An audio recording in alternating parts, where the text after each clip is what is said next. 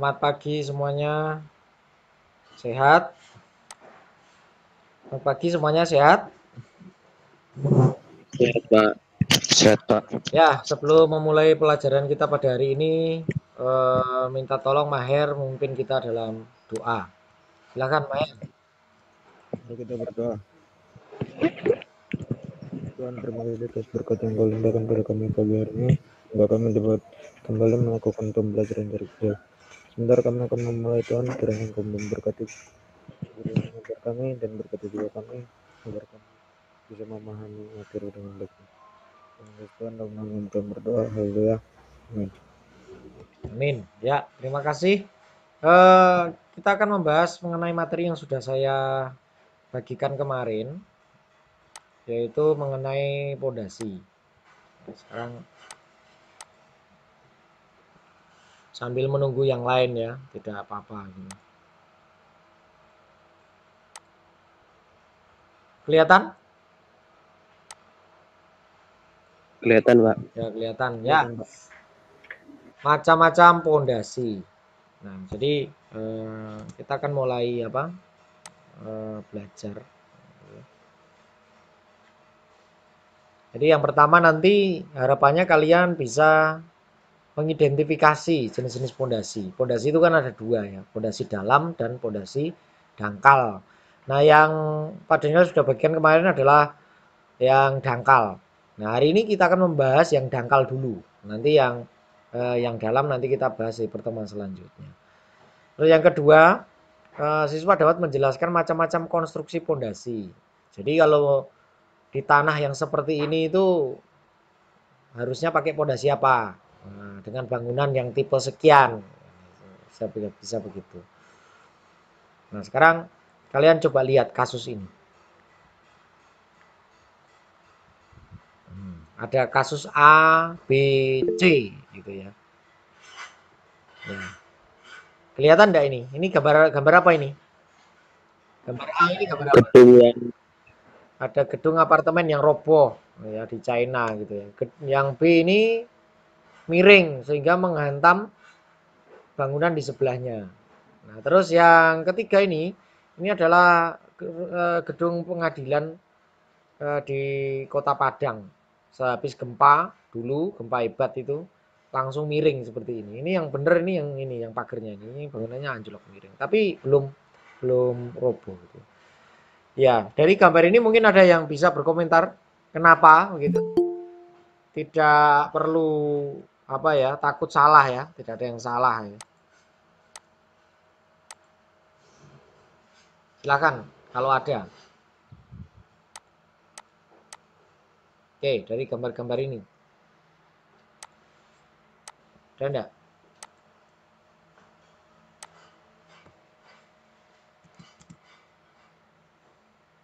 Halo? BKP? Enggak ada yang Halo, Pak. berkomentar, berkomentar lah. Silakan.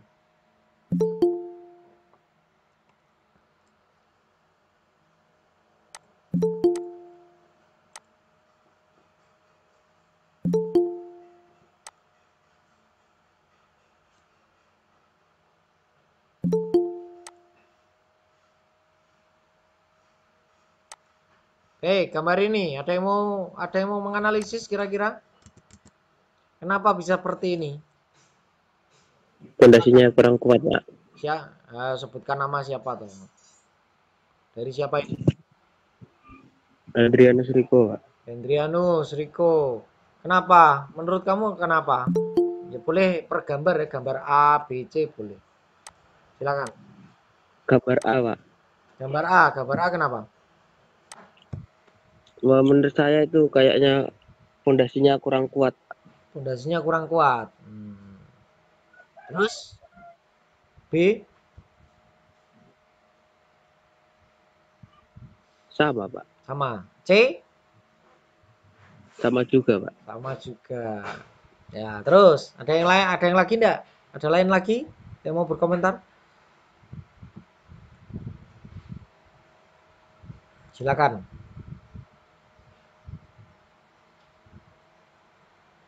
Tadi sudah Hendrianus Riko, terima kasih Riko.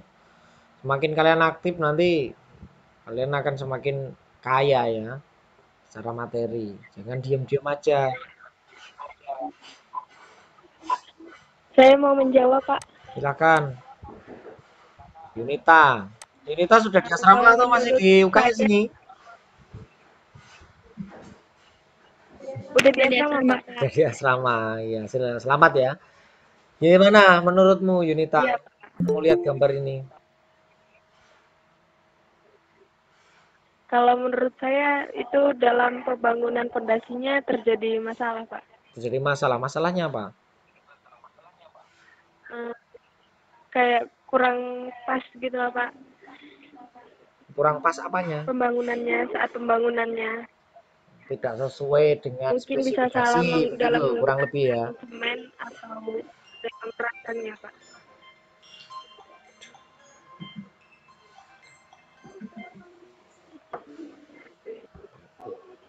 Tapi ya adanya kayak melang. Nek perlu ke sini. Ya. Ya. Terima kasih Yunita dan Hendrianus Riko tadi menyoroti di masalah pondasi ya. Nah, sekarang kalian kalian bisa apa? Melihat, menyimpulkan. Kira-kira pondasi itu penting enggak menurut kalian? Atau enggak penting, Pak? Itu kan Penting, Pak, penting. penting ya, Penting sekali. setuju ya? Iya, Pak. Iya, Pak. Setuju, karena begini, apapun bangunannya atau sebagus apapun bangunannya kalau pondasinya tidak kuat, maka yang terjadi adalah roboh. Roboh. Ya kan? Roboh. Bangunan apartemen ini bagus enggak? Yang masih berdiri-berdiri itu. Bagus. Bagus, Pak. Tapi kalau sudah begini, mau dikatakan bagus lagi enggak? Enggak, Pak. Nah, Ya, pondasi itu dasar. Sama seperti kalian waktu ditanamkan kedisiplinan gitu, waktu kita praktek awal gitu ya, ada yang masih malas-malasan bawa helm, bawa topi, itu pondasi. Pondasi apa? Pondasi kita etos kerja kita ke depan kalau kalian praktek.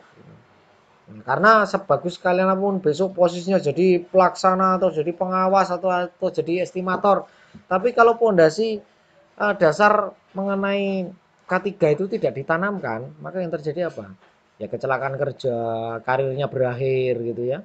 Kan sayang sekali. Nah, itu kalau di kehidupan kita secara apa? Secara nilai ya.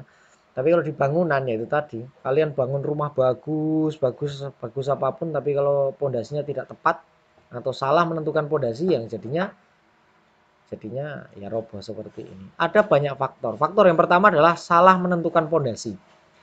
Kalau salah menentukan pondasi ini tingkatnya teknis. Sebenarnya bahannya tidak ada yang dikurangi, bahannya standar. Tetapi ya terjadi kesalahan menentukan pondasi. Misalkan bangunan lantai 3 dikasih pondasi batu kali. Nah, itu salah, kurang tepat begitu ya. Kenapa? Bangunan batu kali itu hanya untuk rumah sederhana atau lantai 1. Kalau lantai 2 itu sudah menggunakan pondasi plat atau foot plat atau bahasa tukang itu lebih menyebut cakar ayam. Tapi nanti kalian akan membedakan mana yang foot plat, mana cakar ayam. Nanti akan saya bagikan. Nah, fungsi pondasi adalah sebagai perantara untuk menentukan beban struktur yang ada di atas muka tanah dan gaya-gaya lain yang bekerja ke tanah pendukung bangunan tersebut. Dalam teknik pondasi, kriteria tanah sesuai dengan kemampuan dalam menerima beban di atasnya, yaitu tanah baik. Bila tanah tersebut mempunyai kuat dukung tinggi dan sebagai akibatnya penurunan yang terjadi adalah kecil. Itu kalau tanah itu mempunyai daya dukung kuat yang tinggi. Artinya begini, tanah itu memang keras. Ya, keras ya. Bukan tanah yang labil. Nah, itu adalah penurunan yang terjadi kecil. Loh, Pak, bangunan itu kalau ditaruh di tanah yang keras dan bahannya baik itu pasti terjadi penurunan enggak, Pak? Jawabannya adalah pasti. Walaupun penurunannya itu minimal sekian mili, itu pasti turun. Karena apa? Karena beban tanah, pergerakan tanah yang dinamis itu mempengaruhi itu.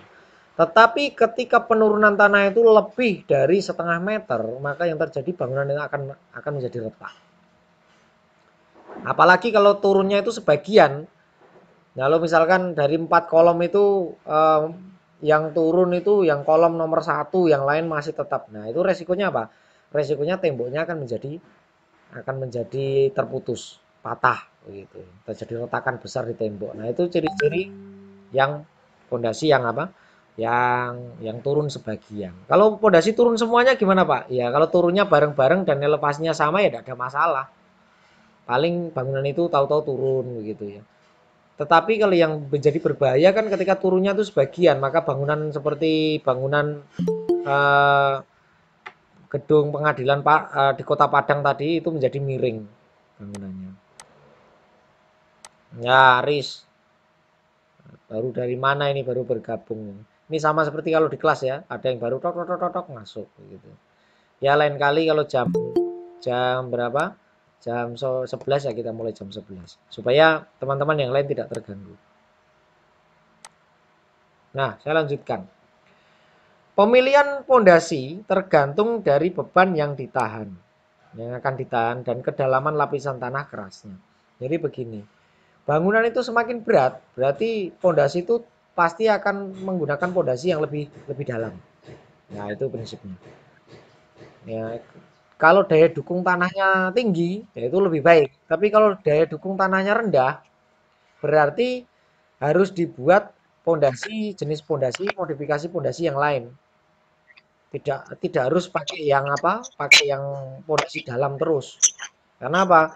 Kalau tanah seperti di Kalimantan itu tanahnya gambut, lembek begitu ya. Pakai pondasi tiang panjang dipaku terus sampai beratusan meter itu ya tanahnya pasti ya enggak nyampe keras-keras gitu ya. Paling lembek terus.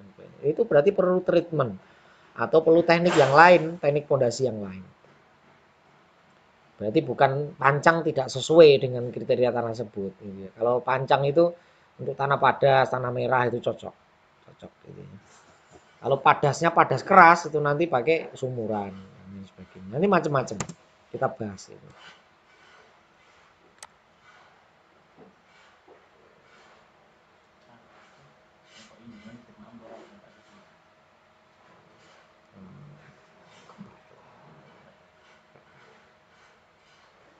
Ya, jenis-jenis pondasi yang pertama adalah pondasi dangkal, yang kedua pondasi dalam.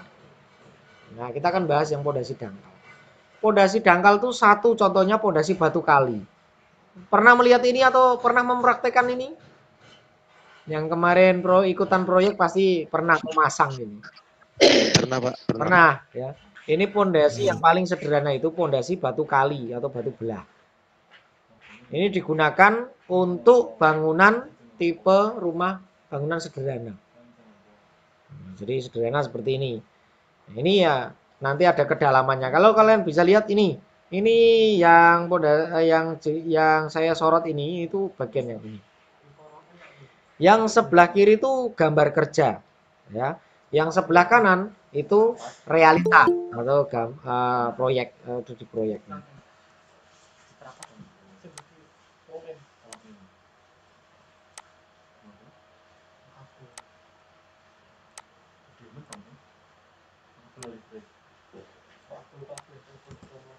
Ya, ini pondasi batu kali. Terus slope itu mana Pak? Slope itu nanti di atas ini. Ini belum ada slope-nya kebetulan. Nih yang slope. Ini mau manjang. Bangunan ini, pondasi ini kalau dilihat dari depan seperti ini. Bentuknya trapesium Pak. Iya, untuk stabilitas. Ya, bawahnya ada lapisan pasir. Ya, tebalnya 5 cm. 5 cm dari mana Pak? Ini minus 135. Terus naik ke atas ini minus 130. Berarti ini minus. Ya, berarti ini kurang lebih tingginya di 5 cm. Nah, cara bacanya seperti itu.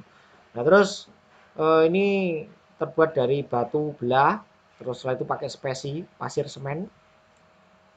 Nah, terus ini yang bentuknya seperti ini adalah lubang pondasinya, yang dikeruk. Nah, lalu kalau sudah tanahnya dimasukkan lagi. Nah, ini tanah nanti akan dimasukkan ke sini. Ini kan tanahnya bekas gundukan, ini kan bekas galian pondasi ini. Nah, terus atasnya dikasih uruk pasir, terus baru dikasih ubin atau lantai. Nah, yang atas ini tembok. Nah, jadi nanti tembok ke sana akan ada tembok. Nah, ini adalah pondasi plat kaki atau foot plat. Ini yang rangkanya kalian pernah lihat di lab kita itu ada beberapa ya, itu pondasi foot plat. Namanya pondasi foot plat atau plat kaki. Tetapi di istilah tukang itu seringkali menamakan pondasi ini tuh namanya pondasi cakar ayam, padahal salah. Ini pondasi foot plat ya. Ini rangkanya ya, rangkanya kalau kalian main ke lab pernah toh lihat toh yang dekat market itu di situ ada rangka-rangkanya. Nah, itu rangkanya seperti itu. Nah, itu ada leher pondasinya. Leher pondasinya itu nanti leher pondasi itu yang ini. Ini nanti akan dikaitkan dengan kolom dan balok, balok struktur.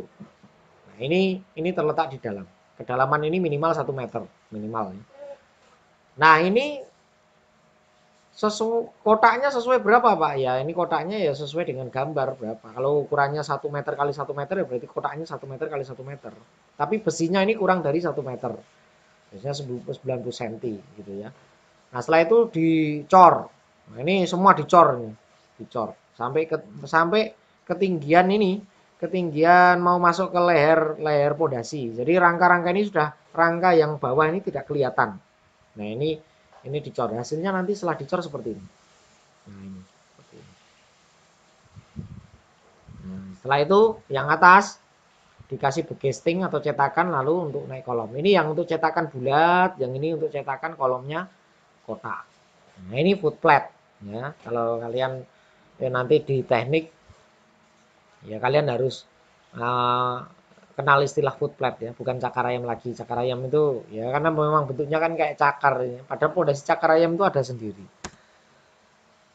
Nah, ini yang agak asing ini, pondasi sarang laba-laba. Ini ditemukan oleh insinyur Indonesia dan sudah paten dan bisa dipakai di seluruh dunia gitu ya. Kenapa dikatakan sarang laba-laba? Kalian lihat bentuknya ini. Nah, kayak sarang laba-laba gitu. Jadi prinsipnya itu begini. Ini tidak ada kedalamannya. Ada kedalamannya. Hanya ini tok. Ini plat ini di bawah. Nah, terus dibuat balok-balok antar kolom. Ini kan antar kolom. Kolom 1, kolom 2, kolom 3, kolom 4 ini ya. Ini istilahnya seperti dipaku jadi satu. Ya, disatukan. Pakai apa? Pakai balok seperti ini. Nah, baloknya ini pile cap ya. Setinggi pile cap baloknya ini. Nah, setelah itu apa? Langkah terakhir adalah ini nanti semua akan diisi oleh beton. Nah, jadinya nanti seperti ini. Nah, ini yang sudah jadi. Berarti menghabiskan berapa kubik beton? Banyak. Banyak kubik beton. Nah, ini kalau seperti ini biasanya digunakan untuk tanah yang lembek begitu ya. Penurunan tanahnya tidak merata itu pakai ini. Jadi kayak semacam plat tebal gitu. Kalian kalau mau dicoba, kalian coba buat karton tebal. Buat karton tebal gitu toh. Nah, setelah itu kalian letakkan di tanah yang sudah dikasih banyak air gitu, kayak comberan gitu. Nah, coba kalian letakkan. Itu kira-kira terapung atau tenggelam. Nah, kalau dia terapung, nah berarti prinsip pondasi ini seperti itu. Nah, dia meminimalisir penurunan tanah secara tidak yang tidak seimbang atau tidak merata. Ini pondasi sarang laba-laba. Nah, ini rangka-rangkanya ini seperti ini. Nanti kalau setelah dicor semuanya jadi seperti ini. Jadi tidak terlihat. Jadi ini kalau sudah jadi itu jadi kayak lantai, langsung jadi lantai begitu. Tinggal nanti naikkan bangunan ke atasnya. Ya, kalau sudah jadi seperti ini. Ini sudah jadi. Berarti ini itu bangunan luasnya luas sekali Pak bangunannya. Iya, luas banget. Ya ini yang bolong-bolong ini apa Pak? Ya perlu dikasih lubang kan untuk septic tank, untuk kamar mandi WC kan perlu dikasih lubang. Kalau udah dikasih lubang udah rapat semua terus bagaimana? Nanti menempatkan pipanya repot, ya kan? Nah, ini KSSL. Konstruksi pondasi sarang laba-laba. Nah, ini yang nomor 3 ini. Yang pertama tadi apa? Pondasi batu kali. Yang kedua foot plat. Yang ketiga sarang laba-laba ini yang keempat, sorry. Bukan ini bukan yang ketiga. Yang keempat ini pondasi cakar ayam. Ini juga ditemukan oleh insinyur Indonesia, Profesor Sudiatmo. Bedanya kalau cakar ayam itu konstruksinya begini. Kalau terlihat dari atas tuh lubang. Ini lubangnya. Terus di samping-sampingnya ini ada plat. Nah, nanti saya coba ilustrasikan pakai apa? Pakai SketchUp ya. Nanti. Nah, ini gambar 3 dimensinya seperti ini. Jadi ada lubang dengan jarak tertentu seperti ini. Nah, terus atasnya itu dikasih plat. Nah, plat ini nanti untuk jalan, untuk bangunan dan sebagainya bisa pakai ini. Nah, ini cocok diterapkan di tanah yang bekas rawa, bekas sawah, yang lembek itu cocok. Ini tidak akan bergoyang karena apa? Ini seperti kolom yang ke bawah ini seperti kalau kalian coba lihat kaki ayam ya, cakar ayam itu. Itu kan dia punya kuku yang agak panjang.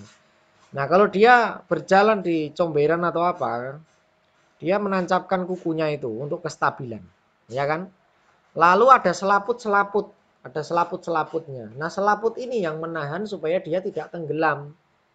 Jadi dua fungsi ini, yang pertama plat itu membuat konstruksi pondasi ini tidak turun atau tenggelam. Nah, yang cakar-cakarnya ini itu berfungsi sebagai apa? Penstabil bangunan. Jadi dia mencengkram. Nah, prinsip kerjanya seperti itu. Nah, kalau di proyek real ya gambarnya seperti ini. Ini yang tadi saya katakan lubang-lubangnya ini ke bawah ini, ke bawah. Sementara yang ini lantainya adalah plat beton. Jadi kalau konstruksi sarang laba-laba tadi kan baloknya saling mengikat silang-silang. Kalau ini hanya tiang-tiang pondasi begitu ditancapkan ke bawah terus diikat dengan plat beton rata. Oke, saya coba ilustrasikan pakai SketchUp ya. Saya pakai SketchUp.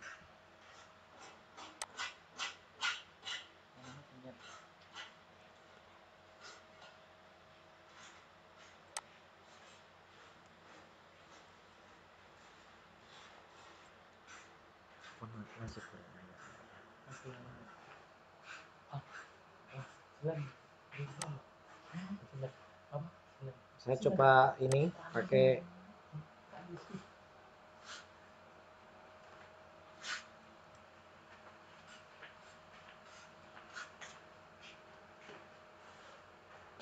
ini agak loading ya karena mesin tua ini.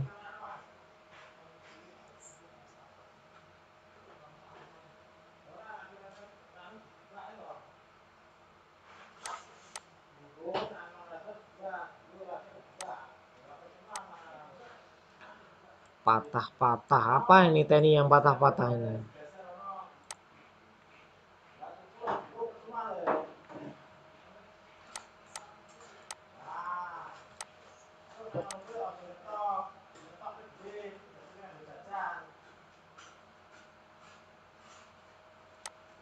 Oke.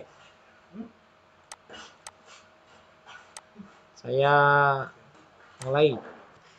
Nah, sekarang ini plat. Saya buat plat nih. Nah, ini misal ini untuk konstruksi pondasinya. Nah, seperti ini. Terus ada kedalaman plat tertentu begini. Nah, ini platnya. Kedalamnya mungkin sekitar ini. Ini terbuat dari beton.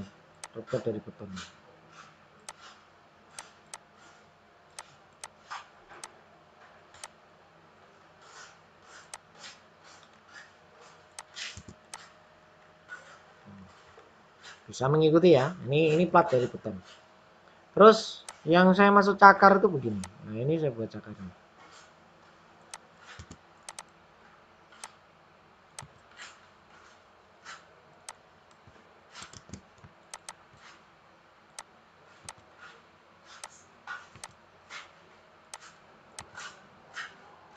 Oke.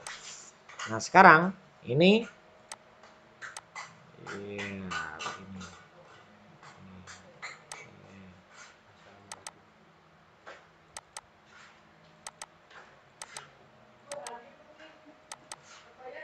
ya, ini.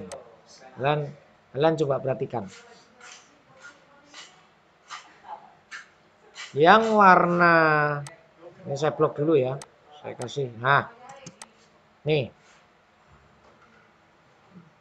Ini letaknya di dalam tanah, di dalam tanahnya. Ini dasar tanahnya yang ini. Kalian coba perhatikan. Ini cakar, ini yang saya maksud cakarnya tadi. Jadi dilihat dari ini lubang ya, di lubang. Nah, setelah itu ditutup cor. Nah, tutup cor. Ini pipa, ini pakai pipa baja terus diisi cor. Gitu. Gestengnya pakai pipa. Jadi sebelumnya tanahnya dibor dulu. Fungsi yang cakar-cakar ini itu mencengkram tanah. Ini tanahnya tanah lembek, cocok di tanah rawa, bekas rawa gitu ya. Terus yang plat ini, kalian perhatikan platnya. Kalau kalian lihat kaki bebek atau kaki ayam itu kan ada selaputnya.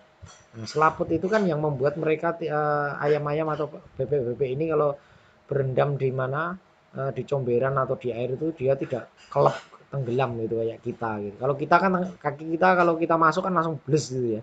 Itu enggak gitu. Itu yang membuat itu selaputnya. Nah, ibaratnya kalau di bebek selaput itu yang ini. Nah, ini. Ini kan ada gaya ya. Nah, tertahan oleh ini. Nah, ini yang membuat konstruksi ini menjadi stabil. Nah, kalau sudah selesai bagaimana, Pak? Nah, kalau sudah selesai ini ditutup.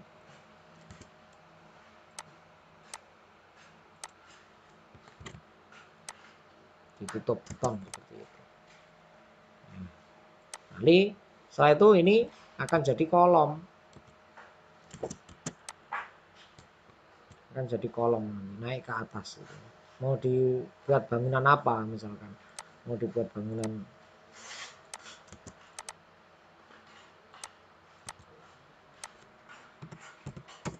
nah, ini mau dibuat bangunan. Nah, ini kolomnya untuk apa? Untuk bangunan gitu misalkan. Ya bisa. Akhirnya ini jadi kolom bangunan. Nah, ini nanti sudah diuruk gitu, kurang lebih ini. Nah, ini yang membuat konstruksi pondasi ini stabil gitu ya. Dulu uji coba waktu membuat menara Profesor Sudiatmo itu membuat menara listrik untuk Asian Games pertama waktu zaman Orde Lama gitu ya. Untuk menyuplai listrik ke Gelora Bung Karno. Tapi kan gagal terus karena melintasi rawa buaya itu kan tanahnya rawa gitu ya. Jadi sering gagal konstruksi gitu. Akhirnya pakai metode ini sampai sekarang tidak ada masalah gitu. Ya karena ada ini, ada platnya. Itu mengenai pondasi cakar ayam. Nah, kira-kira sampai sini jelas enggak? Jelas enggak? Jelas ya. Jelas Pak. Ilustrasinya jelas ya.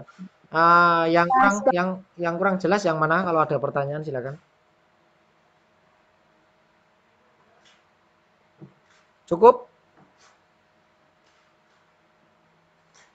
Cukup, Pak. Kalau cukup nanti kita tinggal praktek loh ya. Kalian kan sebentar lagi kan sudah mulai praktek ini, diizinkan praktek. Jadi praktek kita yang pertama itu membuat pondasi Kapan prakteknya, Pak? batu dulu.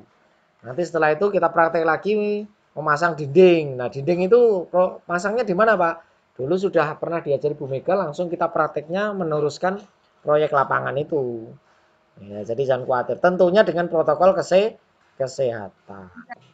Jadi siap-siap aja. Ini yang sudah kembali ke asrama ini. Ya? Cewek juga ya, Pak? Iyalah, cowok cewek ini. Yes. Enak aja kalau cowok semua ya. Cewek cowok praktek, tidak ada perbedaan. Cuman yang baru Kapan adalah Pak? kita prakteknya sekarang mengacu ke protokol kesehatan. Jadi pakai masker, tidak boleh dekat-dekat begitu ya. Malah cocok ini. Ya, satu anak bisa masang 1 meter persegi begitu ya, tanpa harus dibantu yang lain gitu. Ya itu kira-kira. Ya nanti kita adopsi sama-sama lah. Harapannya kan semuanya sehat. Gitu ya. Oke. Tolong ini yang tanggung jawab mapelnya siapa ini? Hari ini. PKP yang tanggung jawab mapel siapa? Saya, Pak. Siska. Tolong Pak Deni yang ini toh ada di meeting detail sini. Ini di pesan ini. Ini yang belum gabung di pembelajaran hari ini selain siapa tadi yang izin ya, Cinta kayaknya. Itu kayaknya Cinta Bida kayaknya izin. Itu ditulis nanti di WA-kan ke Pak Daniel ya. Oke Siska? Iya, Pak. Ya, terima kasih. Baik, kalau tidak ada pertanyaan, mari kita tutup. Mohon dengan kasih siapa yang belum dengar suaranya ini? Pak Ketua kelas deh. Pak Petrus Franky. Wah, ini gambarnya pemain basket nih. Tolong pertemuan kita ditutup dalam doa. Mari kita berdoa. Terima kasih Tuhan atas kesempatan yang diberikan kepada kami pada hari ini, sehingga kami dapat berkumpul bersama Tuhan, walaupun melalui online Tuhan, Kami berkati kami. Berkati pada hari ini, apapun yang telah kami pelajari, sehingga kami bisa menerapkan dalam kehidupan kami setiap hari Tuhan. Terima kasih Tuhan. Terima kasih Yesus. Haleluya. Amin. Amin. Terima kasih. Salam sehat ya. Salam sehat, tetap jaga kesehatan. Terima kasih Pak. Sampai ketemu Terima kasih, Pak. sampai ketemu nanti ketika praktek ya.